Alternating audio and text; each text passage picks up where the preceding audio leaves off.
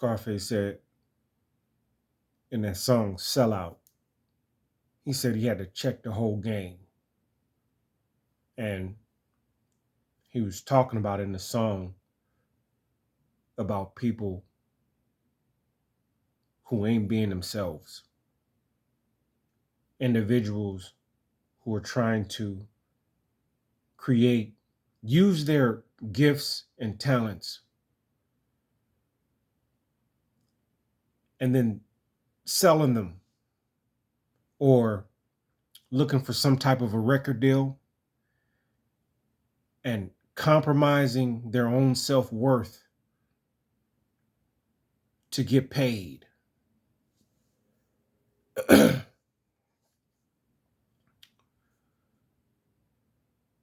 He was speaking about MCs who sacrificed their integrity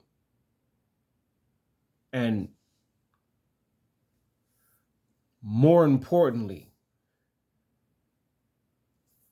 what they can do for the culture to get a paycheck, raping themselves, signing up to just be the new whore on the street.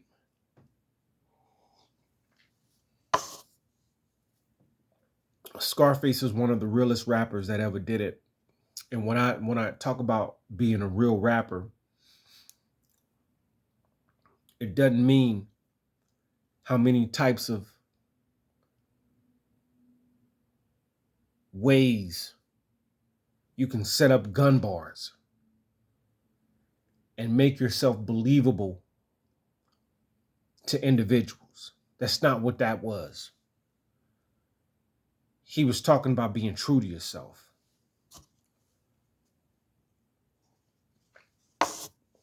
The reason Scarface said what he said in that song, I think the album was The Fix, I believe. The reason why he said what he said in that song, which is something it was said back years ago, but in today it's still relevant. We've forgotten who we were. There was a time where our spirit blossomed so loudly that everyone was attracted to it. And when everyone was attracted to it, it meant everyone. So there were people who had righteous intent for our culture, and then there were people who had intent for our culture that wasn't trying to expand the culture. They were trying to hoard it and make it for themselves, and they weren't really of this culture. So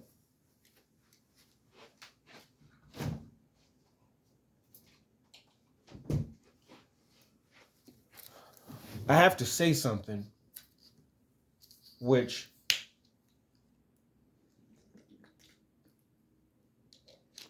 I hate that I even have to mention this shit in 2023. But back in the late 1900s, hip hop was a stream of income that many people who had nothing were able to eat off of. Many people who wouldn't necessarily have attained the quote unquote American dream, they had a shot. But let's get it a little bit deeper than that.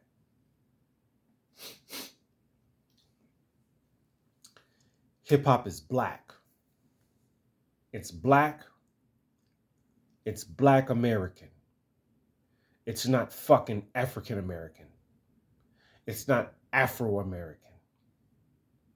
It's black people who happen to have been born in an American society where that American society gave them no particular hope.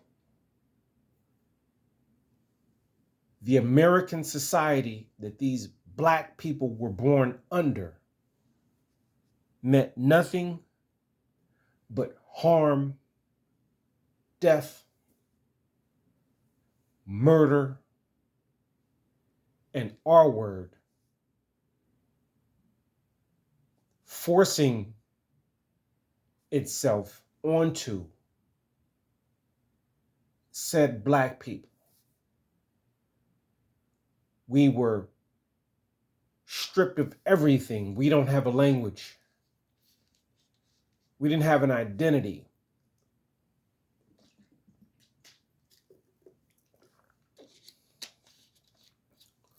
We were nothing according to American society.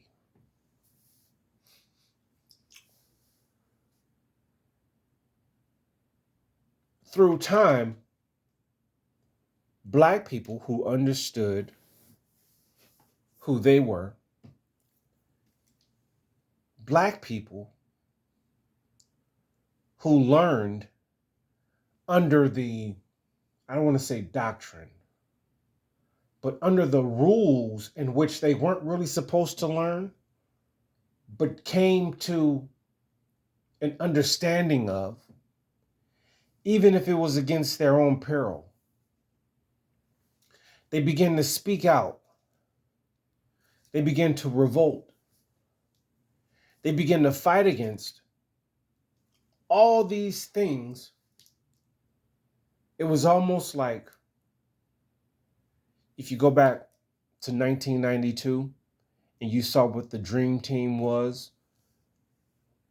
in the basketball world compared to basketball outside of the United States, and what we were doing to all of these teams outside of the United States, which was spurred by black people. Yes, there were white people on the Dream Team. Larry Bird, Christian Laettner. But these were black men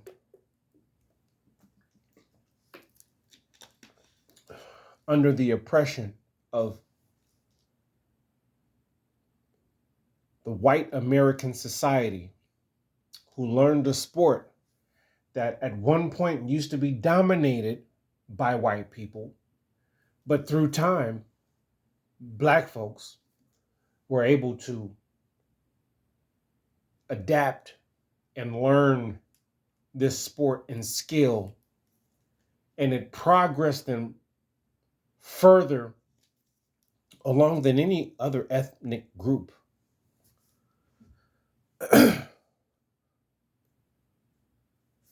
And we went out, and the hypocrisy of all that was these black men showed their talents, showcased their talents on the biggest world stage as far as sports is concerned, with the American flag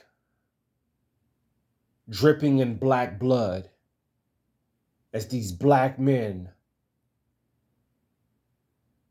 earned these gold medals for this country that they had no real ownership in.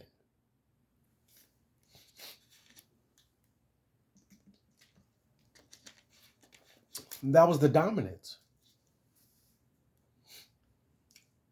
Hip hop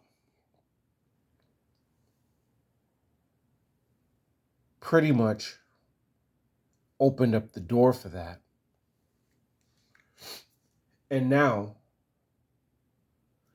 you look at hip hop being 50, and it started off with the Rapper's Delight, and then later on, broken glass everywhere, people pissing on the steps like they just don't care.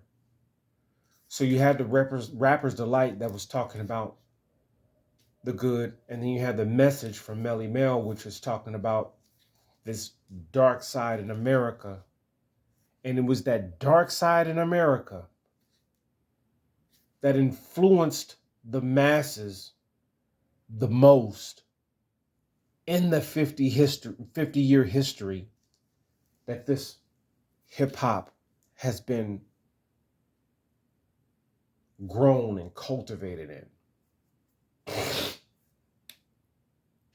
It's been a hell of a ride. I wasn't there from the beginning because I'm not from the Bronx. I'm from Oakland, California.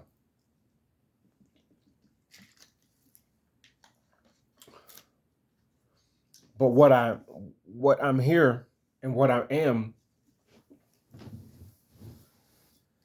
is someone who's experienced it on not just a sonic level, meaning I hear it,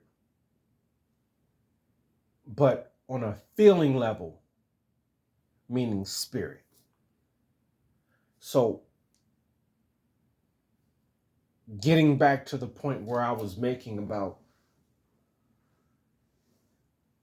individuals who were learning even to their own peril and beginning to understand that what was happening to them, they fought against and they spoke out against. And they were killed and murdered for speaking out against and feeling what they were feeling. Because white America didn't want a challenge for their spot. Even though the spot that they sat on wasn't even created by them. However, they had the capital and they had the awareness to understand that if, first of all, we can rule them while they're in ignorance, and once they begin to learn some knowledge and get some knowledge and gain some experiences, if they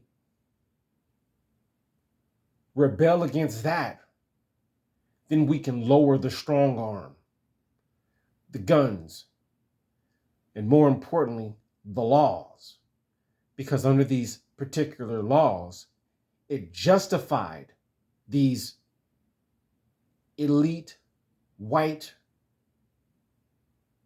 oppressors, the authority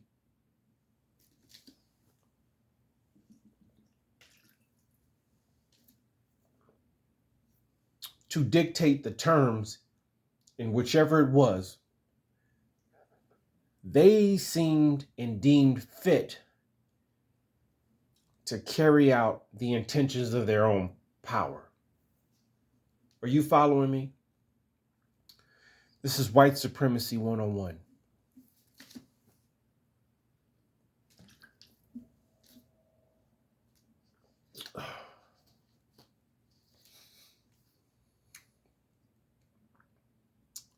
Hip hop is a spirit, it's not a music.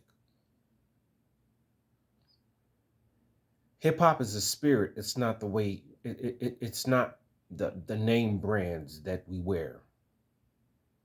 Hip hop is a spirit. It's not the gold chains and diamond chains and the diamond watches. It's not the cars that we have. It's not the women we fuck. If you're a woman, it's not the niggas you out here fucking.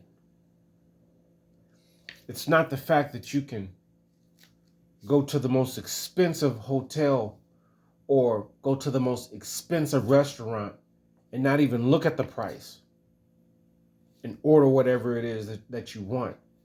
That's not, those are physical things. Those are tangible things. What hip hop is a spirit. It's a spirit of freedom. And anyone who is under the influence of that spirit, who can accept that spirit on a soul level, and I'm talking about Black people here in America. I'm not talking about white rappers. I'm not talking about Hispanic rappers, although Hispanic rappers are very, very close to this. And you know what? Fuck it. I'm going to include Hispanic rappers. Those who understand the history of the Black American in this country. If they're in alliance with how that is, and they understand that and that struggle, and they can empathize with that more so than just listening to it and being influenced by it and say, I heard Melly Mel, so here I am being Puerto Rican, or here I am being Mexican, and I can emulate that, and not only can I emulate that, I can add to it and make it mine and begin to profit, use my skill that I learned to create something for me. That's fine. But it's black, black, black, black. Why is it black, black, black, black? Because if you believe in any type of a God,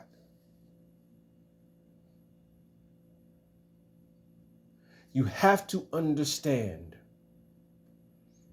that anything worth calling itself a God has to be rooted in righteousness. Because that's what a God is. That's what God is. God is righteousness. God is freedom. Don't say, when you talk about God, don't refer to him as him or her, because if you refer to God as him or her, that means you're putting humanistic characteristics on something that's far more outside of the realm of a human thing. When you pray to God and you talk about him, you're just talking about a human whom you've deemed in your mind that's stronger than you, that can do more than you. But the Bible itself says God is a spirit, if that's how you want to take it. But I'm not going to get into that. What I'm going to get into that is the spirit of hip hop, which can't, under any circumstances, be killed, because the spirit of hip hop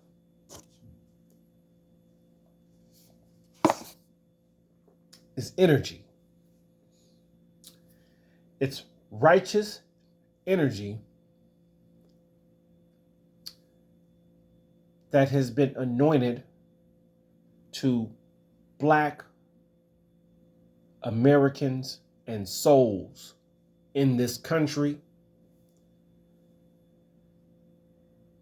because the other alternative which played out was the spirit being in individual human beings.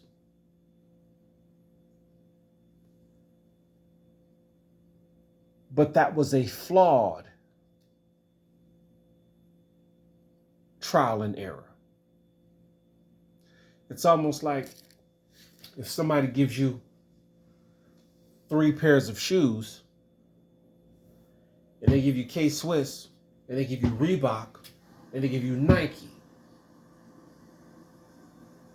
Now, to me, K-Swiss out of Reebok, Nike, and K-Swiss is the most comfortable shoe that I can put my foot in. I love how Nikes look. Not really all that crazy about Reebok. But even if I did wear a Reebok, it would not be as comfortable to me as a K-Swiss. So you have these three choices, and it's to each individual and how they feel when they use these three choices. So we have hip hop,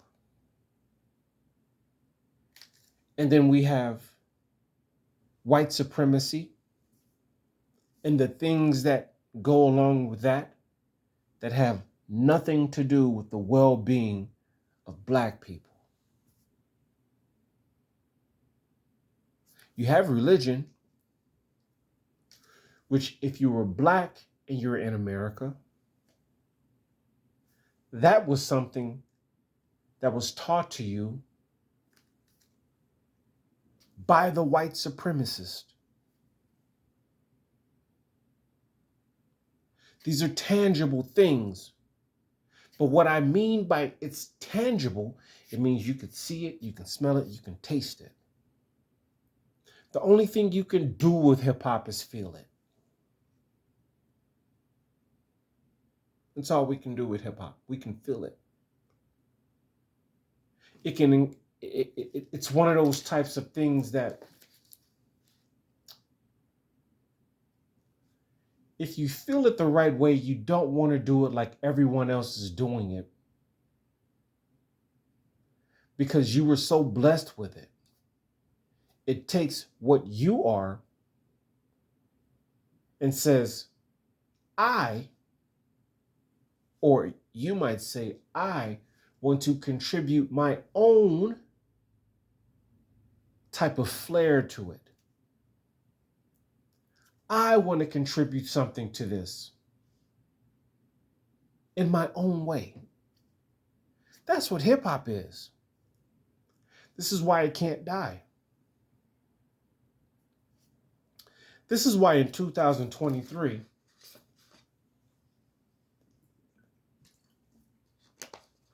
people still revere Tupac, they still revere Biggie, and they've been dead for years now.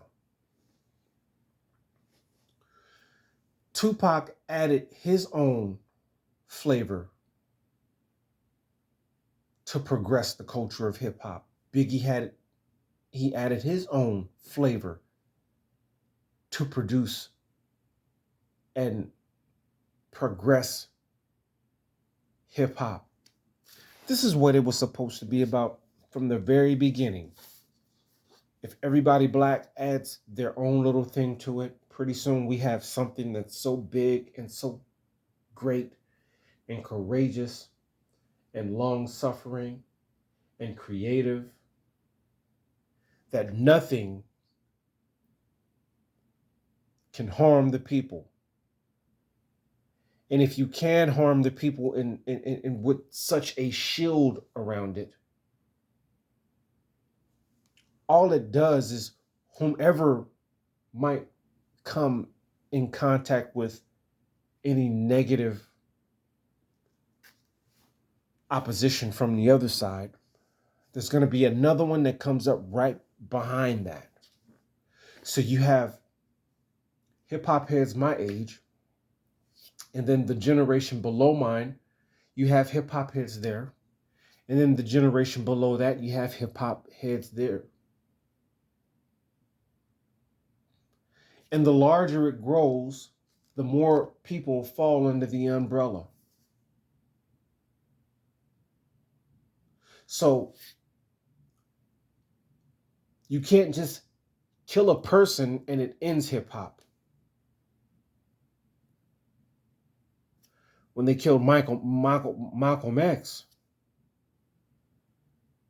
a lot of the dreams that Malcolm X had that died with Malcolm X died in the followers of Malcolm X. When Martin Luther King died, when he was murdered, it murdered some of the hopes and dreams of the people that came after Martin Luther King. They thought they were following Martin Luther King. They thought they were following Malcolm X. But in essence, it had nothing to do with Malcolm and Martin. They were speaking words and putting feelings behind those words. And the feelings behind those words were freedom. We want to be free. We want to move forward. We have to disband white supremacy. White supremacy has to be murdered if anybody black can progress in this country we call America. And though there are black people who are progressing in white America right now, the spirit of white supremacy still exceeds and dominates black people. And I'll tell you why. Too many people are not understanding what true hip hop is. When I went and played music that I had fell in love with to my older relatives and my mama's friends and this, that, and the third, and they told me it was noise. They weren't just making me feel bad because they didn't like the music that I liked. They were crippling themselves because they were stifling their own freedom. They can only hear the music instead of feeling the spirit because they were too close-minded to do anything else. Because they figured, fuck it, Martin Luther King had a dream and they murdered him. So if they murdered him, then I'm not worthy of having a dream. And if I do have a dream, what's going to happen to me? If they murdered Martin Luther King, they're going to murder me too. Closed-mindedness. It's almost like taking the largest slave out there and whooping him in front of everybody. They looked at the slave that was being whooped instead of what made these filthy white people want to take him out in front of everybody and beat him in the first place. The black person wanted his freedom. White supremacy felt that him wanting his freedom was a threat. So they had to stifle that shit because they didn't know another way to deal with it.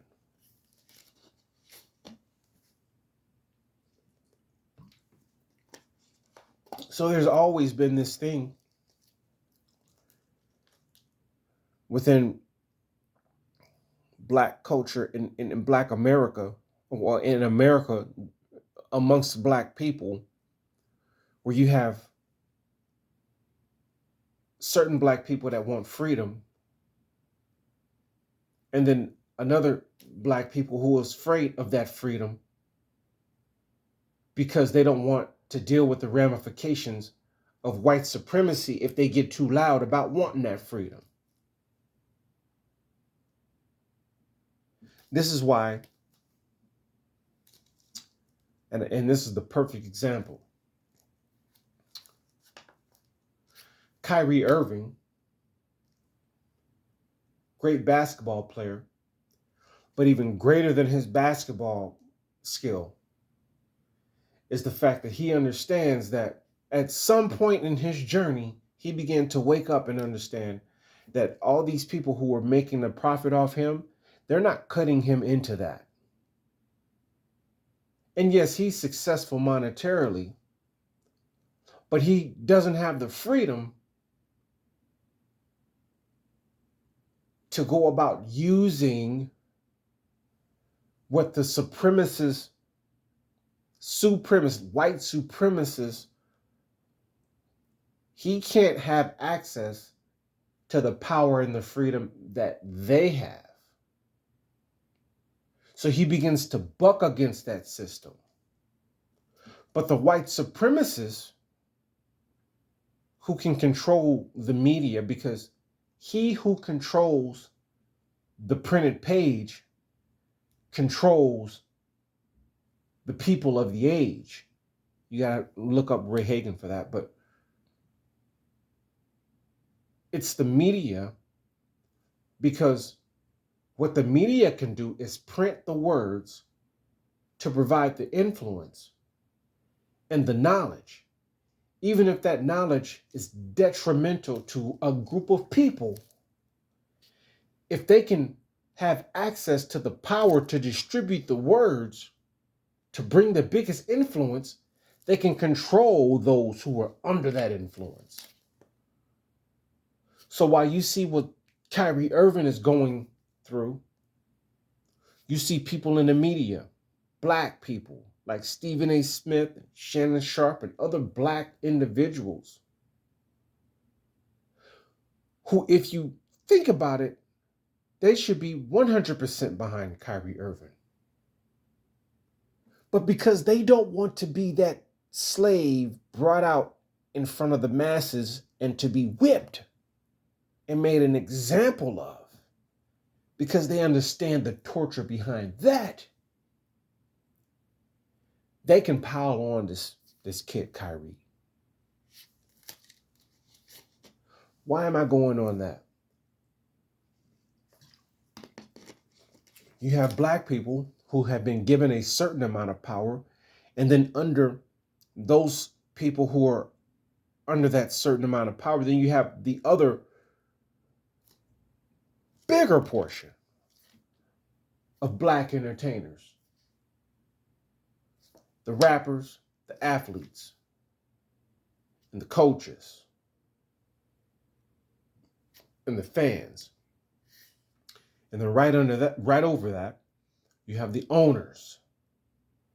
And then right over that, you have the media. So it's the owners who are controlling the big clump, the talent. The owners control the talent. And then you have the ones over the owners who are the media. And they're dictating the pace. And when the owners promote someone from the clump up, they only want them to do a certain thing. And when those who are promoted from the clump to come up, if somehow the owners can't control them, well, then you have the media aspect. The ones who control the printed page. And they all don't have to be white. They could be black, i.e. Stephen A., i.e. Shannon Sharp, i.e. Chris Broussard, i.e. the big heavy-set guy, I think Fox. Listen.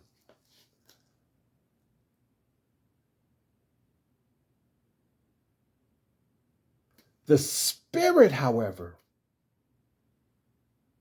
the Shaquille O'Neals, the Allen Iversons, the Kobe Bryants, the Steph Currys, the LeBron Jameses. Even if they can attain enough to get to the owner status, if you can't kill white supremacy, they're still down. They're just a little bit above the clump, but they're still there. They still don't have the real power. They still don't have the real freedom. However, it was hip hop that was anointed to us as Black people. It was pure, and it would work if everyone Black can embrace it and be that. A Black doctor, that's hip hop. A Black radio station, that's hip hop. A Black shoe store, that's hip hop. A Black owned grocery store, that's hip hop. A Black owned hospital, that's hip hop. A Black owned library, that's hip hop. A Black military, that is hip hop. This is what hip hop was intended to be for Black people. But because we all couldn't embrace it, we can all be subject to white supremacy. Because there's strength in numbers. And not only is there strength in numbers, there's power in numbers. There's intent in numbers. But it only works if everyone has to be in it. If everyone wants to be in it. If everyone, and it doesn't necessarily mean that just because he has his gold rope and $100,000 car, it doesn't mean the other person might want a fucking Honda. The other person might want to eat at Wendy's while the other person over here wants to eat in a steakhouse. But if the steakhouse understands how hip hop is and what the spirit is and what the energy is, and and the person at McDonald's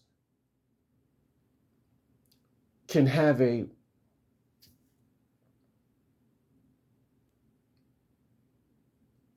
intent to match that energy, the tax bracket don't matter. Hip hop will hit you regardless of your tax bracket. Which brings me to this. Not only should everybody that's Black in America be embracing hip hop, regardless of whether you like certain music that's being put out there by the media, like I just said, he who controls the printed page can control the thinking of the age. We're not talking about printed pages, we're talking about energy, and we're talking about feeling. And we're talking about the fact that we've been so devastated with 400 years plus of bullshit that we all can't be on the same page. And being that we all can't be on the same page, we can't destroy the white supremacy that it is. But hip hop in itself gives us the blueprint of how to destroy white supremacy. Because if everybody was on that frequency and everybody was on that energy, there could be nothing to contest it. Because even though right now everything that's not on the same frequency and it don't have the same energy, hip hop is still the most dominant influence in the world.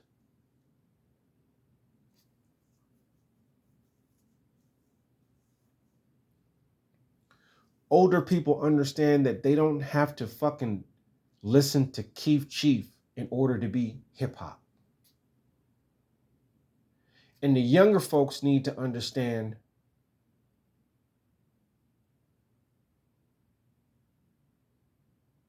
that Martin Luther King was every bit as hip hop as anybody else.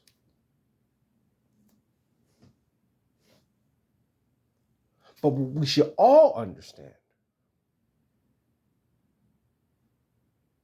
is as long as there's anything in our people that's going against one another, it takes away from the progress of everybody. So when they make a top 50 list of the greatest rappers of all time,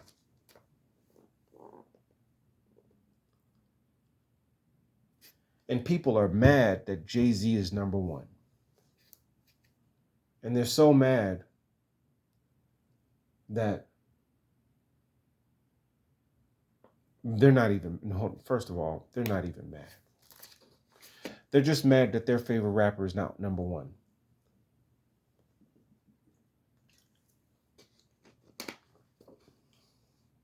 That's what it's really boiling down to. They're mad that their favorite rapper isn't the best rapper. So the rapper who is the best rapper, they go out of their way to tear him down.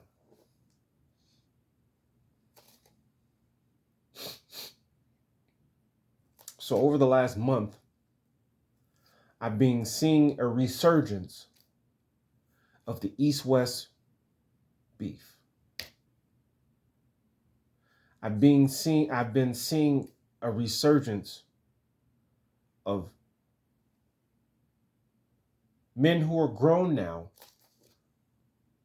who weren't necessarily grown back then as far as a maturity level. They could have been of age, but maturity-wise, they weren't there. They weren't grown men, they were grown males.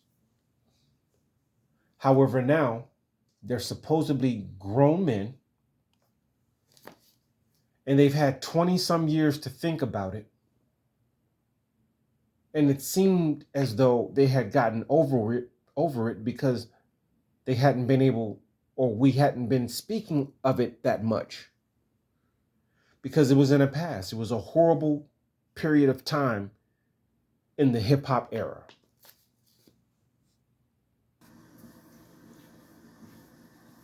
Like here I am going about my life, and I'm living my whole life, and I'm going through other shit.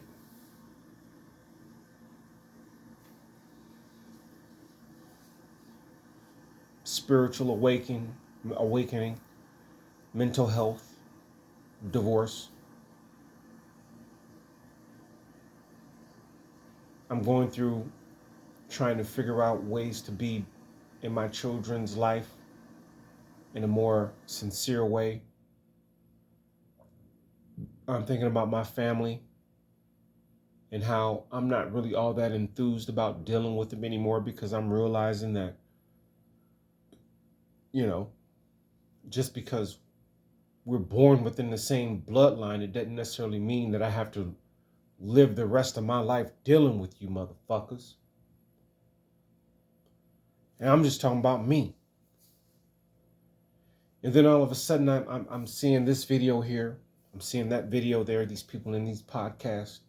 I'm seeing this middle-aged rapper right here. I'm seeing this middle-aged person right here. These individuals here that's all grown, and they're all in this present day world, but they're reaching all the way back 20 some odd years ago. And here's what they're reaching out back and they're grabbing onto. And they're trying to be such fierce loyalty to. Tupac said, if there's anybody who ever wants to get next to Biggie, I'm going after them. And back then, Jay-Z was there and a lot of other rappers were aligned with Biggie as far as him just simply being their friends. had nothing to do with any of these people having any ill feelings toward Tupac. But Tupac was in the midst of battle. He had been shot, and he had his theories on how all that happened. And he had such an influence. And the way he died it touched so many people. And all they heard were the words of what he was feeling in his present day, which in his mind was his truth. So if you were on a Biggie song with Biggie, then fuck you. If you were one of Biggie's friends, then fuck you. It even got to the point where Tupac dissed and disrespected Biggie's wife and used Biggie's wife in a weird way in some music and business. It was really fucked up what Tupac did. While he was in his present state, in his present pain, in his present anger, not having any chance to heal because things were going so fast for him. And most of the time he spent in the studio, and the other part of the time was spent in complete, you can call it disarray, because he had nothing but the remembering of what had happened to him. He was in pain, deep, deep pain.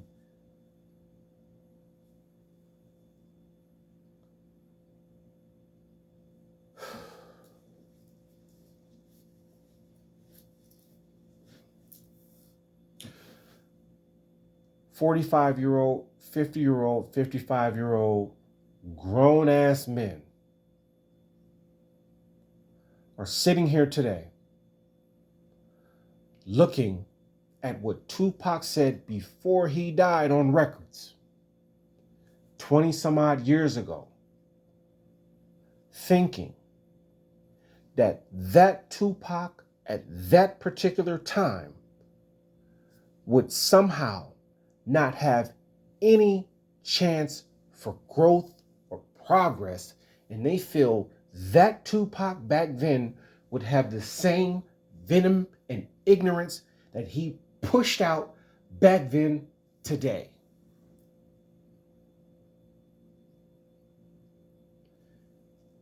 They feel, for whatever fucking ignorance of a reason, that if Tupac said fuck Jay-Z in 1995, that in 2023, Tupac would still be saying fuck Jay-Z today. If you listen to any piece of Tupac music,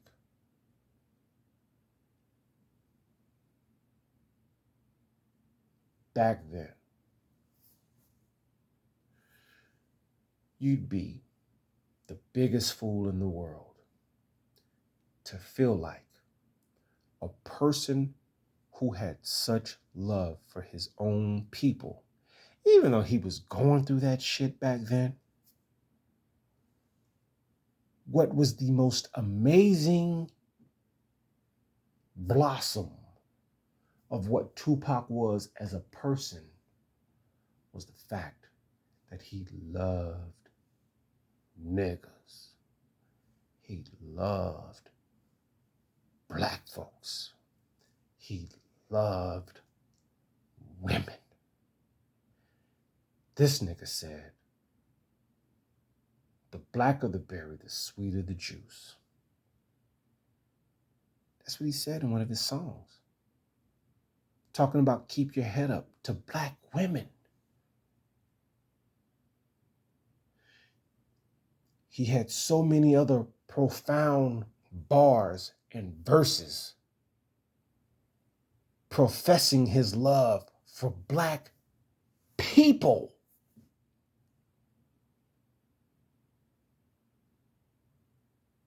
These were shit that he would just jot down and get in the studio and just spit. But they were in his heart. And because they were in his heart, it came out in his music. And you know what? Sometimes you can say something in your heart, but your physical being needs time to mature to catch up to those specific words. So he might have been talking about women were bitches and hoes in his day, but had he lived to 2005, 2015, 2020, 2023, there's a really good chance that Tupac would probably not even be using the word bitch when referring to women at all. The reason I know that is because I see the intent in his music. Back then, the man Tupac had not yet got to the maturity of the words that he was spitting, but at the same time, it still came from that same spirit. He just needed experience and time, which unfortunately he was cut down. Why am I bringing all this shit up the way this is? Because hip hop is a spirit.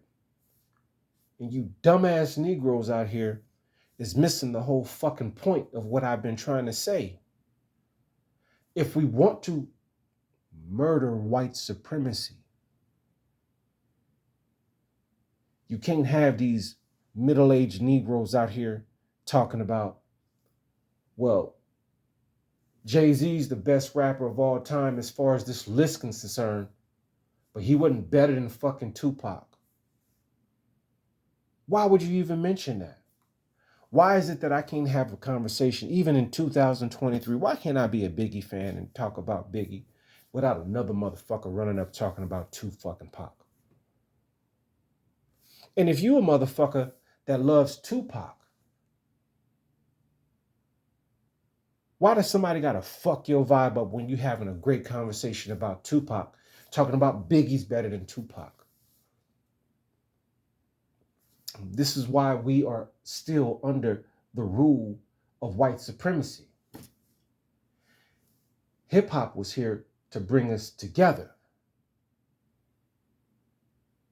solidify us, bring us solidarity. But the only way hip hop can have the full effect that it has, anybody that's black has to intentionally engulf and embrace the energy and spirit that it is. So I don't fucking respect these old bitch ass niggas that's talking about how they knew Tupac, how they loved Tupac. But just because Jay-Z is being rated as the best rapper in the world for the past 50 years, the greatest rapper of all time, you just attack Jay-Z, who had nothing to do with that? Do you know how many times that Jay-Z has given love to Tupac over the years?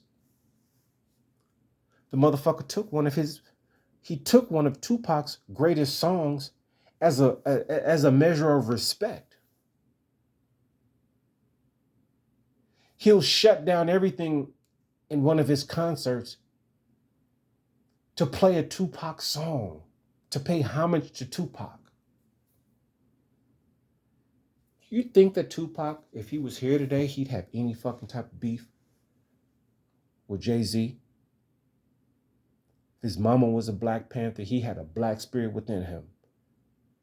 And here's this dude from Morrissey Projects out here in Brooklyn who came from motherfucking nothing and put himself into being a billionaire. And that billionaire is employing black fucking people every fucking where. You tell me.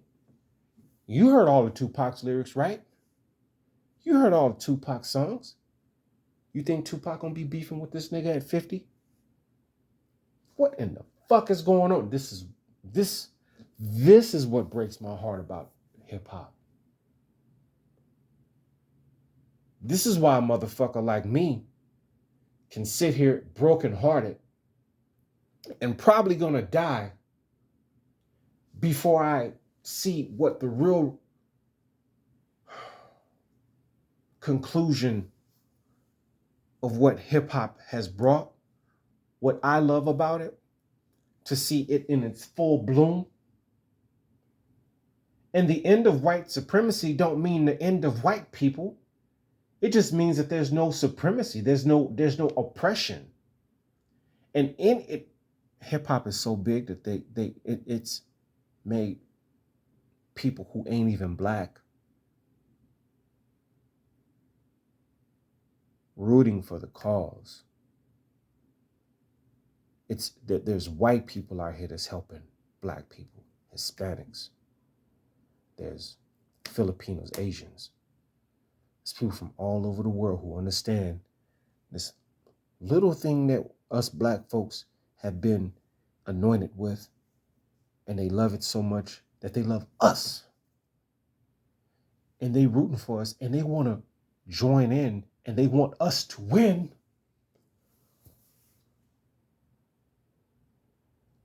But we want to fight each other.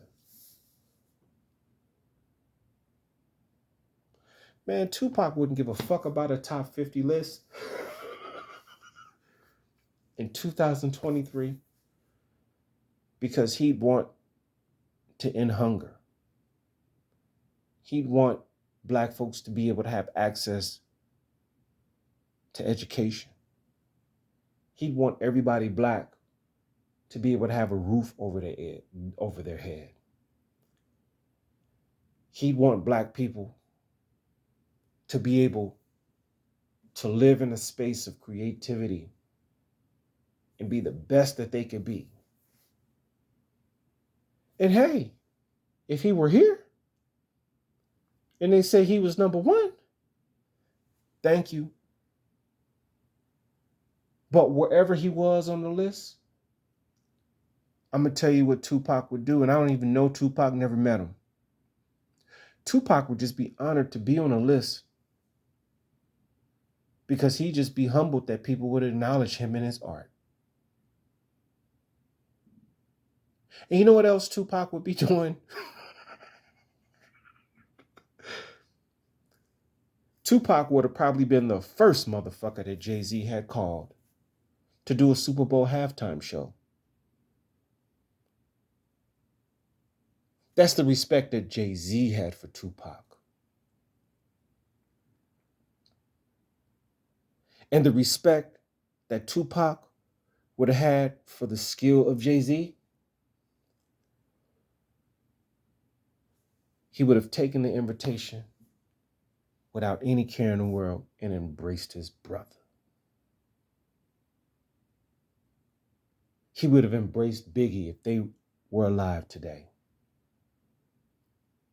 The reason why this shit breaks my fucking heart is because I understand what hip hop is here for, but you niggas don't. You niggas think it's about cars and bitches and jewelry and clothes. I believe it's about energy, frequency, love, education,